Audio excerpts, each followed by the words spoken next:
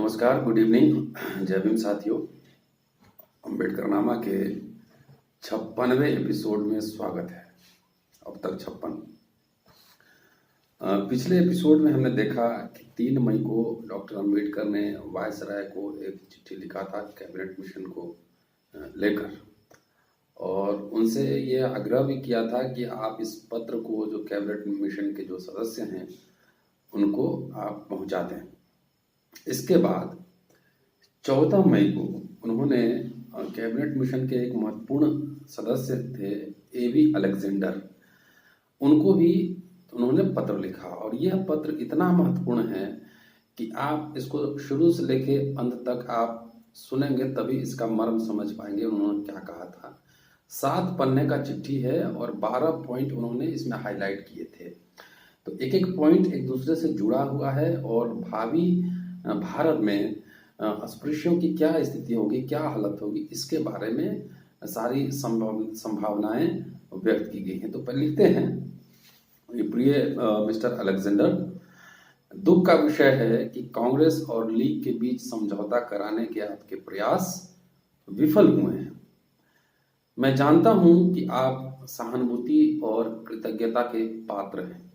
साथ ही समझौते के प्रयास के लिए मिशन के प्रयास ने मुझे एक बूढ़े बनिया की कहानी याद दिला दी है। दिलचस्प कहानी है, सुनिएगा। कि एक बूढ़ा बनिया था, धनवान, उसका कोई बेटा नहीं था। अपने संपत्ति अथाह अकूत संपत्ति के चाह में, अकूत संपत्ति के वारिस की चाह में उसने एक युवा लड़की से विवाह किया। दुल्हन गर्भवती हो गई, किंतु दूल्हा बूढ़ा बनिया गंभीर रूप से बीमार हो गया। तो फिर भी वह बच्चों की शक्ल देखे बिना मरना नहीं चाहता था और उसके जन्म की प्रतीक्षा भी नहीं कर सकता था, क्योंकि उसमें अभी काफी समय था।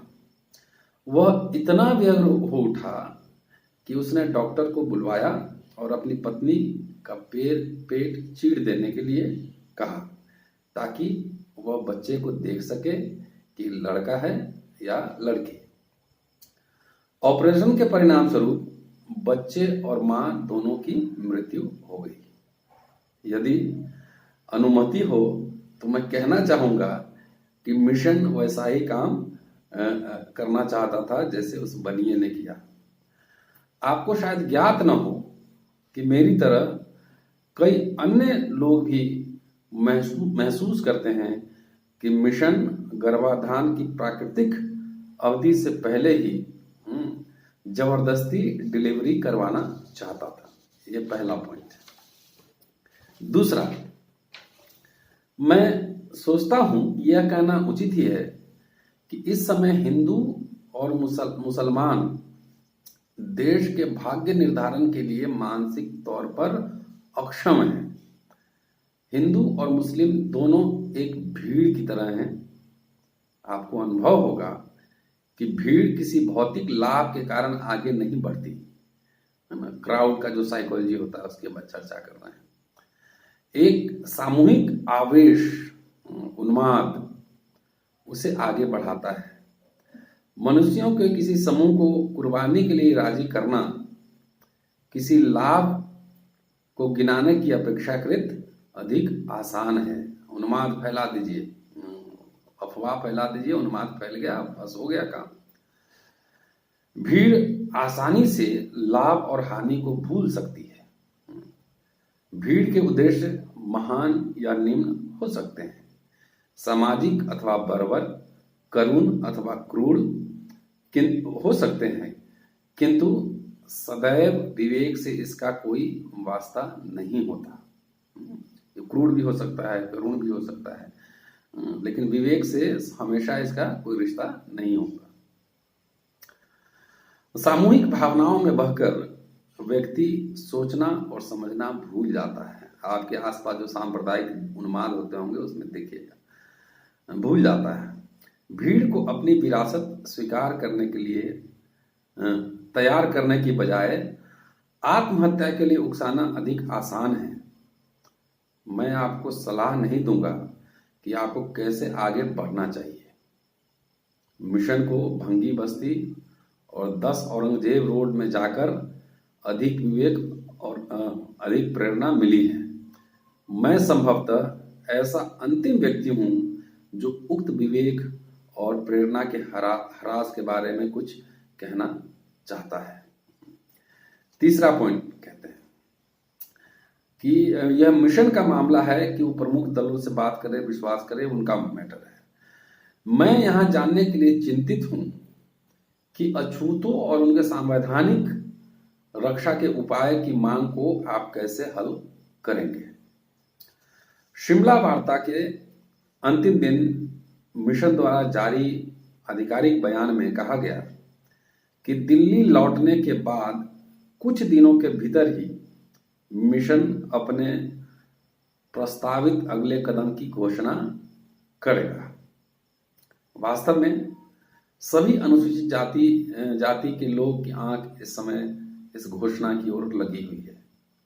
मिशन क्या कदम उठाएगा वही उनका भाग्य तय करेगा। मिशन का निर्णय या तो अछूतों के लिए प्रगति, स्वतंत्रता और खुशियों का मार्ग प्रशस्त करने वाला होगा, अथवा उनके ताबूत में एक कील का काम करेगा, कील की तरह होगा। जीवन और मृत्यु का प्रश्न होने के नाते यह अनुचित न होगा कि मैं कुछ क्षणों के लिए आपका ध्यान अछूतों की समस्याओं की ओर आकर्षित करूं। नंबर 4, अछूत जिस समस्या का सामना कर रहे हैं वह बहुत ही उग्र रूप धारण कर चुकी है, किंतु भाग्यवश निम्नलिखित तथ्यों को ध्यान में रखा जाए तो इसे समझना आसान है। कुछ पॉइंट्स को कहते हैं कि कैसे आप समझेंगे। अछूत चारों ओर से एक बड़ी हिंदू जनसंख्या से घिरे हुए हैं जो उनके विरुद्ध हैं और जिन्हें उनके विरुद्ध भेदभाव और क्रूर व्यवहार करने में कोई शर्म नहीं आती। इन बुराइयों को, जो कि एवरीडे यूज की बात है, जो रोजाना की बात है, के हल के लिए अछूतों को प्रशासन की सहायता की मांग करनी होती है। कि जब अत्याचार होता है तो वो मांग करते हैं प्रशासन से सहायता की। इस प्रशासन का स्वभाव और गठन किस प्रकार का है? संक्षेप में, भारत में प्रशासन पूरी तरह से हिंदुओं के हाथ में है। उनका एकाधिकार है। ऊपर से नीचे तक सभी कुछ उनके द्वारा नियंत्रित है। ऐसा कोई विभाग नहीं जहां उनका दबदबा नहीं है। पुलिस, मजिस्ट्रेसी और राजस्व सेवाओं में वास्तव में पूरी तरह से इनका दबदबा है। अगली बात जो याद करने लायक है यह है कि प्रशासन में शामिल हिंदू केवल गैर सामाजिक ही नहीं है, बल्कि वास्तव में वे अछूतों के प्रति असामाजिक और शत्रु भाव रखते हैं। अछूतों के प्रति भेदभाव बरतना और उन्हें न केवल कानूनी सुविधाएं दिए जाने से मना करना, वंचित करना, किंतु साथ ही उन्हें अन्याय और उत्पीड़न के विरुद्ध बने कानूनों का संरक्षण न करना, ये उनका उद्देश्य होता है। आज भी SC/ST एक्ट है, कहाँ लागू है, कौन पकड़ा रहा है, उनका उद्देश्य होता है। परिणाम यह है कि अछूत हिंदू जनसंख्या और हिंदू आधारित प्रशासन के बीच घिर गए हैं, जो एक तो उनके विरुद्ध अत्याचार करता है और दूसरा अत्याचारियों को सुरक्षा प्रदान करता है। नंबर 5, ये सब आज भी रेलेवेंट है। ये सब बातें आज भी उतना ही रेलेवेंट है। नंबर 5, इस पृष्ठभूमि में अछूतों के लिए कांग्रेस के स्वराज का क्या अर्थ हो सकता है? उस समय कांग्रेस ही थी, उस समय बीजेपी रहती तब बीजेपी के बारे में यही लिखते कि इस पृष्ठभूमि में अछूतों के लिए कांग्रेस के स्वराज का क्या अर्थ हो सकता है। इसका केवल एक ही अर्थ हो सकता है कि आज जबकि समस्त प्रशासन हिंदुओं के हाथ में है, स्वराज के अंतर्गत विधायिका और कार्यपालिका में भी हिंदू ही भर जाएंगे। इसलिए यह कहना अनुचित न होगा कि स्वराज में अछूतों की कठिनाइयां और अधिक बढ़ जाएंगी। इसके अतिरिक्त उन्हें अपने विरोधी या उदासीन विधायिका और कठोर प्रशासन का सामना करना पड़ेगा। कांग्रेस के स्वराज में यदि अन्य दृष्टि से देखा जाए तो अछूतों का उस अमानवीय अत्याचार से छुटकारा संभव नहीं है जो हिंदुओं और हिंदुत्व ने उनके लिए निर्धारित किया हुआ है। यहाँ कुछ पार्टी लाइन से हट जाइए तो हिंदू कॉमन है, वो हिंदू की बात हो रही है। हिंदू आज भी क्या शासन है आप तय कर लीजिए। छठा पॉइंट, मैं आशा करता हूं कि इससे आपको कुछ पता लग सकेगा कि अछूत क्यों इस बात पर जोर दे रहे हैं कि केवल एक ही ऐसा उपाय है जिससे अछूत इस स्वराज को अपने लिए आपदा बनने से रोक सकते हैं, और वह उपाय है विधायिका में उनके प्रतिनिधित्व हों ताकि वे हिंदुओं द्वारा प्रताड़ित किए जाने वाले जितने गलत कार्यों और अन्याय का विरोध जारी रख सके। कार्यपालिका में अछूतों के प्रतिनिधि हों ताकि वे अपनी बेहतर योजनाओं को तैयार करवा सकें। सेवाओं में अछूतों के अपने प्रतिनिधि हों ताकि प्रशासन पूरी तरह उनके विरुद्ध न हो सके। यदि आप अछूतों के संवैधानिक रक्षा के उपाय के लिए उनकी न्यायिक मांग को स्वीकार करते हैं तो आपको यह समझने में कोई कठिनाई नहीं होगी कि अछूत आखिरकार पृथक निर्वाचन क्षेत्र क्यों मांग रहे हैं, क्यों चाहते हैं। कि विधायिका में अछूत अगर पृथक निर्वाचन क्षेत्र नहीं हुआ तो क्या होगा? विधायिका में अछूत अल्पसंख्यक हो जाएंगे। ऐसी स्थिति में वे अपनी इच्छा अनुसार बहुसंख्यकों द्वारा अपने काम की शर्तें तय नहीं करवा पाएंगे, और बहुसंख्यकों द्वारा मेजॉरिटी के द्वारा जो तय होंगे उन्हीं को स्वीकार करना होगा, उनको स्वीकार करने को बाध्य होंगे। लेकिन अगर पृथक निर्वाचन क्षेत्र रहता है तो यदि बहुसंख्यक उनके साथ काम करने को राजी नहीं होते तो कम से कम विधायिका में बहुसंख्यकों के विरुद्ध अछूत प्रतिनिधि अपना विरोध दर्ज कराने की स्वतंत्रता को बनाए रख सकते हैं। ऐसा तभी हो सकता है जब विधायिका में उनका प्रतिनिधित्व अपने चुनाव के लिए बहुसंख्यकों पर निर्भर, हिंदुओं पर निर्भर न हो। पृथक निर्वाचन क्षेत्र की मांग के लिए यही उनका आधार है। सातवां पॉइंट, जब तक अछूतों को एक अलग निर्वाचन क्षेत्र नहीं मिलता, अछूतों को मिले रक्षा के उपाय संवैधानिक हकों का कोई मूल्य नहीं रहेगा, कोई उसका मीनिंग नहीं है। आज भी आप देख लीजिए, सब कुछ खत्म हो रहा है। पृथक निर्वाचन क्षेत्र इस मामले में एक प्रमुख विषय है। कैबिनेट मिशन ने 9 अप्रैल 1946 को जिन 3 कांग्रेसी हरिजनों का साक्षात्कार लिया था, मेरे सामने उनके द्वारा दिए गए ज्ञापन की एक कॉपी रखी हुई है। वे टुली स्ट्रीट के 3 टेलर से अधिक कुछ नहीं थे जिन्होंने पार्लियामेंट को संबोधित करते हुए हम इंग्लैंड के लोग कहने का साहस किया था। इसके अलावा यह ध्यान देने योग्य है कि अनुसूचित जाति संघ, शेड्यूल कास्ट फेडरेशन, जो अम्बेडकर का संगठन था, संघ की ओर से उठाई गई मांगों और इन कांग्रेसी हरिजनों द्वारा उठाई गई मांगों में कोई अंतर नहीं है। केवल एक अंतर सामने आता है, वो है पृथक निर्वाचन क्षेत्र का प्रश्न। मैं नहीं जानता कि आप कांग्रेसी हरिजनों की मांगों का क्या मतलब लगाते हैं। वास्तव में वे मांगे हैं ही नहीं, वे मात्र उसी का प्रतिनिधित्व है जो कांग्रेस ने सोच समझकर तैयार की है। और ऐसा सिर्फ मेरी सोच नहीं है, मेरा ज्ञान नहीं है। इस संबंध में मुझे किसी व्यक्ति द्वारा जानकारी दी गई जो कांग्रेस के विचारधारा को जानता है कि यदि मैं संयुक्त निर्वाचन क्षेत्र स्वीकार करने के लिए तैयार होता तो कांग्रेसी अपनी ओर से मेरी अन्य समस्त मांगों को स्वीकार करने के लिए बिल्कुल तैयार रहते।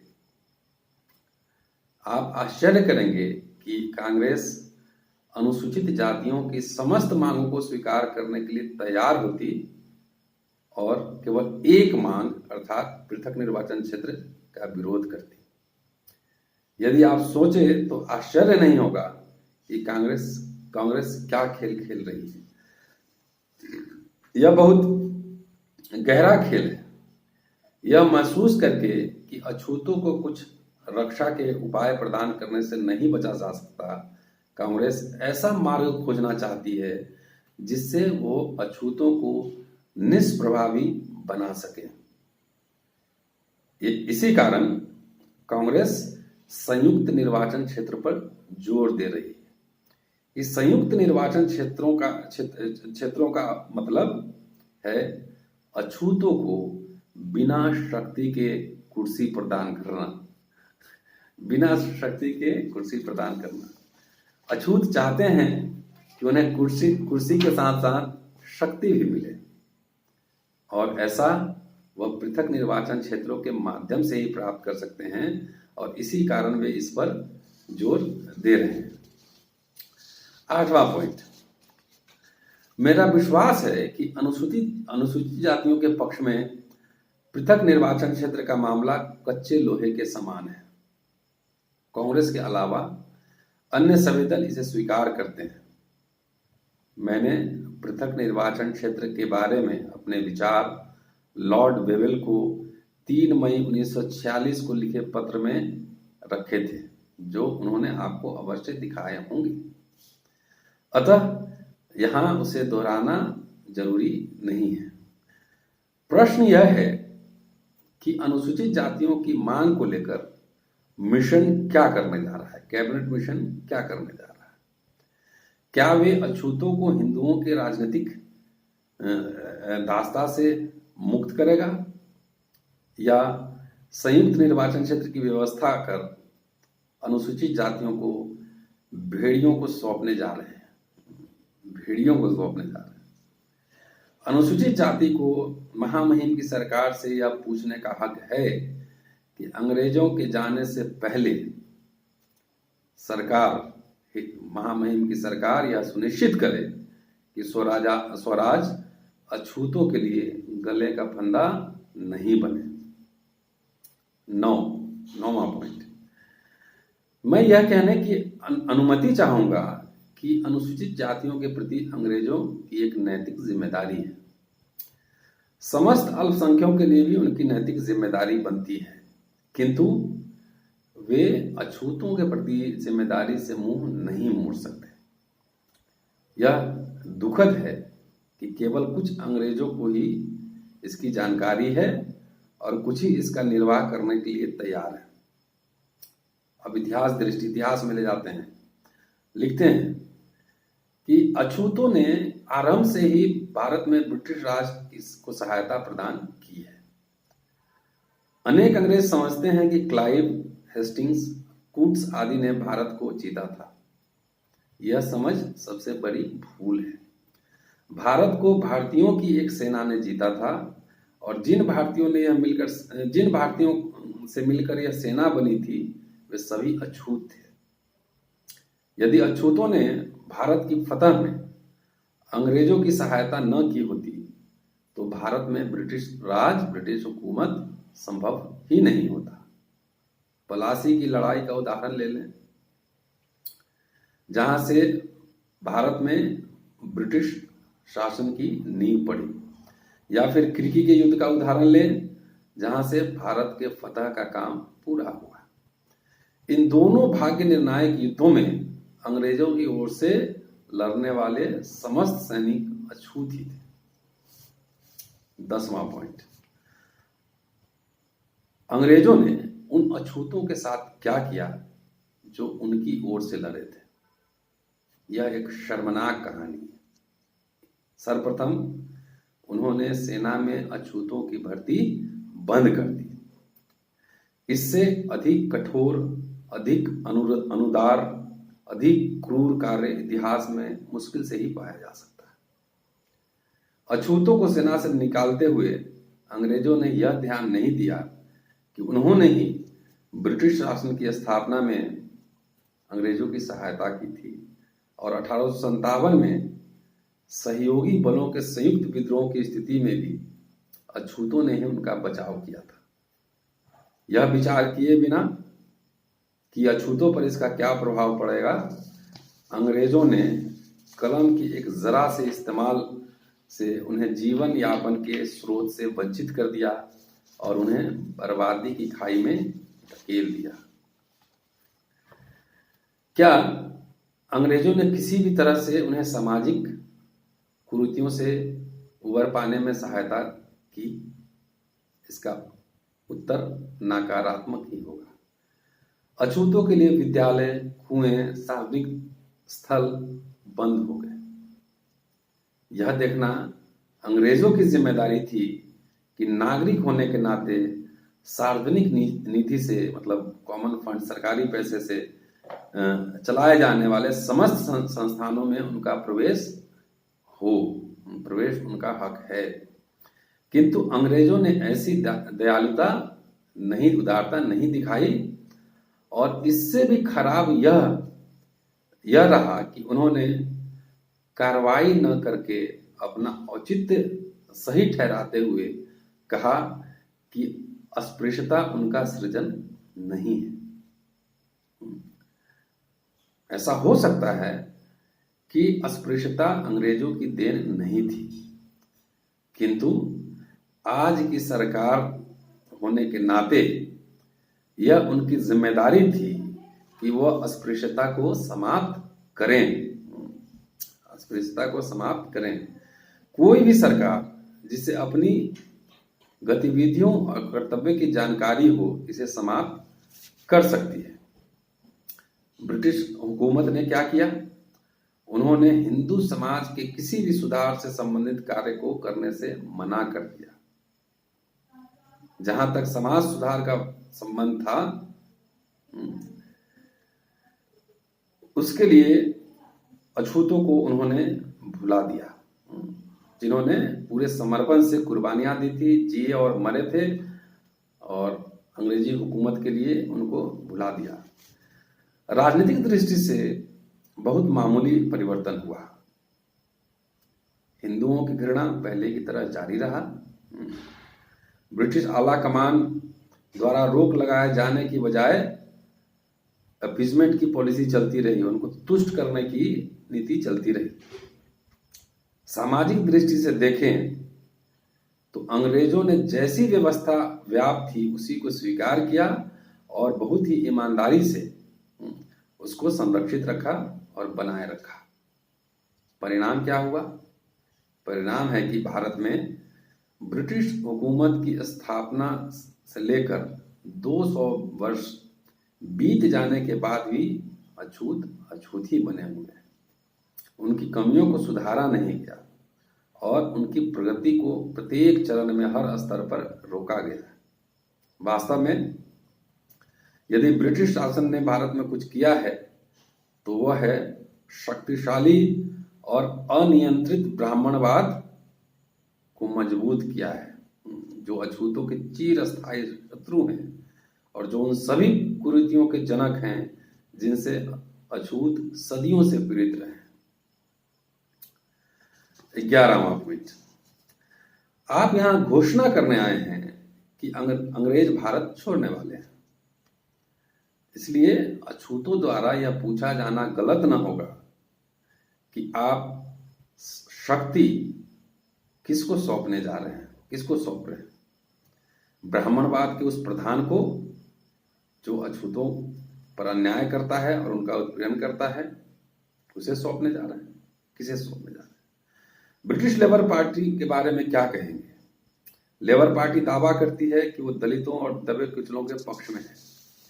यदि यह बात सही है तो मुझे कोई संदेह नहीं कि वह भारत के 6 करोड़ अछूतों को अछूतों को पक्ष में फैसला करेगी और उनकी सुरक्षा के लिए प्रत्येक आवश्यक कार्य करेगी, प्रत्येक आवश्यक काम करेगी और शक्ति उनके हाथ में नहीं जाने देगी जो अपने धर्म और जीवन दर्शन के कारण शासन करने में अयोग्य हैं और वास्तव में अछूतों के शत्रु हैं। 12वां पॉइंट, अछूतों द्वारा उठाए गए संवैधानिक उपायों के प्रश्न पर मिशन की स्पष्ट चुप्पी है और इस चुप्पी के कारण व्यग्रता ने मुझे अपने मानसिक बोझ उतारने के लिए प्रेरित किया है। यह व्यग्रता अछूतों और अल्पसंख्यकों को महामहिम की सरकार द्वारा दी गई आश्वासनों प्रतिज्ञाओं पर मिशन के रवैये से और अधिक गहराई है। इन प्रतिज्ञाओं के संबंध में मिशन का रवैया मुझे लॉर्ड पामस्टन की याद दिलाता है कि जिन्होंने कहा था, हमारे कोई अस्थायी शत्रु नहीं है, हमारे कोई अस्थायी मित्र नहीं है, अगर कुछ है अस्थायी तो हमारा हित है। आप कल्पना कर सकते हैं कि यदि अछूतों को ऐसा लगे कि मिशन इस पामस्टन की उक्ति को अपना दर्शन के रूप में अपना रहा है तो उसका उन पर कैसा भयावह प्रभाव पड़ेगा। आप ग्रेट ब्रिटेन के शोषित वर्ग से हैं, आप ग्रेट ब्रिटेन के शोषित वर्ग से हैं और मुझे पूर्ण विश्वास है कि आप भारत के 6 करोड़ शोषित लोगों के साथ संभावित विश्वासघात को टालने के लिए अपना सर्वश्रेष्ठ प्रयास करेंगे। इसलिए मैंने उनका मामला आपके समक्ष रखने पर विचार किया। यदि आप अनुमति दें तो मैं बताना चाहूँगा कि अछूत यह महसूस करते हैं कि मिशन में आपसे बढ़कर उनका और कोई मित्र नहीं है। भवदीय डॉक्टर भीमराव अंबेडकर। ये चिट्ठी बहुत दिलचस्प है और आज की परिस्थिति जो आपके आसपास घूम रही है, आप उसको देखिए और समझिए और उसकी तुलना करें कि अंबेडकर कितने विजनरी थे। अच्छा लगा साथियों, फिर पूरा वीडियो सुनिए और सुनाइए और ज़्यादा इस पर समीक्षा लिखिए। आप इसको शेयर करिए ज़्यादा से ज़्यादा लोगों के पास ये बात पहुंच सके कि मेरी तो वही इच्छा है, मंशा है कि पढ़ के लाखों लोगों के पास ये बात पहुंचाऊं। शुक्रिया साथियों, जय हिंद।